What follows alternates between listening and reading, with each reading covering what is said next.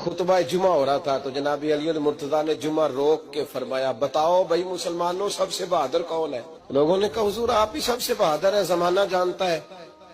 تو جناب علی رو پڑے، فرمانے لگے نہیں میں تمہیں بتاتا ہوں بہادر کون ہے۔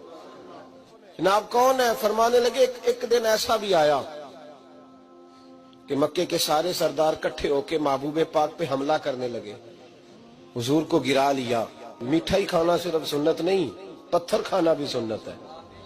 صرف حلوہ کھانا سنت نہیں، پتھر کھانا بھی اس سنت کو بھی ادا کرنا۔ کہتے ہیں تھوڑے سے میٹھے چاول بھی کھا لو، کھانے کے ساتھ سنت ہے۔ میں نے کہا بھائی کبھی کبھی پتھر کھانا بھی سنت ہے، اس پر بھی توجہ کریں، اس کا بھی تھوڑا خیال فرمائیں۔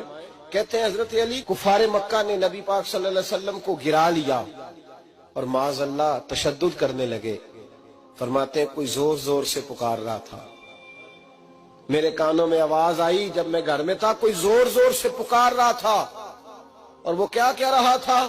کوئی ابو بکر کو خبر کرو، کوئی صدیق اکبر کو بتاؤ کہ قریش مکہ محبوب علیہ السلام کو تکلیف دے رہے ہیں، بتاؤ۔ حضرت علی کہتے ہیں جب تک میں باہر نکلا تو میں نے ابو بکر کو دوڑتے ہوئے دیکھا، صدیق اکبر کے پیروں میں جوتا کوئی نہیں، سر پہ ٹوپی کوئی نہیں، تینوں لب دیاں آپ گواچے، سانو اپنی خبر نہیں کوئی۔ کہتے ہیں بھاگتے جا رہے ہیں، اور پھر جب صدیق اکبر پہنچے تو میں دوڑا آ رہا تھا اور منظر دیکھ بھی رہا تھا کہ ابو بکر صدیق نے ایک کافر کو ادھر پھینکا، دوسرے کو ادھر پھینکا، تیسرے کو ادھر، اور ساتھ ساتھ فرماتے جا رہے ہیں ظالموں اسے مارتے ہو جو تمہیں جنت کا راستہ دکھاتا ہے، ظالموں ان پر تشدد کرتے ہو جو تمہیں جہنم سے بچاتے ہیں، جو تمہیں اللہ کا قرب دیتے ہیں، جو تمہیں دنیا کی آزمائشوں سے بچانے آئے۔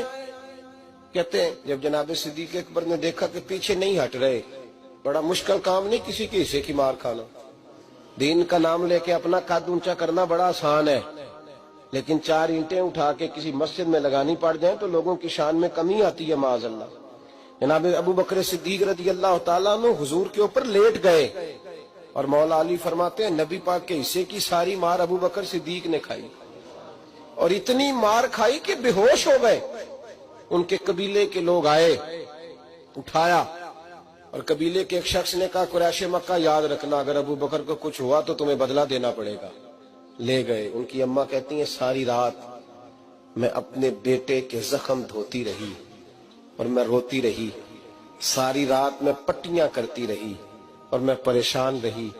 برادری ساری کٹھی تھی کہ ابو بکر کو ہوش آئے اور وہ بتائیں کون کون شامل تھا تو ہم بدلے کی کوشش کریں۔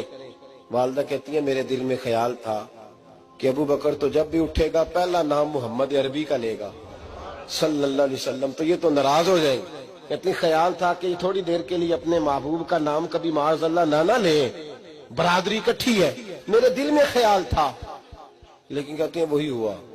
حضرت سیدنا ابو بکر صدیق کی آنکھ کھلی، کہا حضور کا پتہ بتاؤ۔ اماں کہتی ہیں میں نے کان میں کہا ابو بکر ذرا ٹھہر جا، برادری ساری کٹھی ہے، تو حضور کا نام لے گا تو چلے جائیں گے۔ تو کہتے ہیں ابو بکر اٹھ کے بیٹھ گئے، کہنے لگے جس نے بیٹھنا ہے بیٹھے، جس نے جانا ہے جائے۔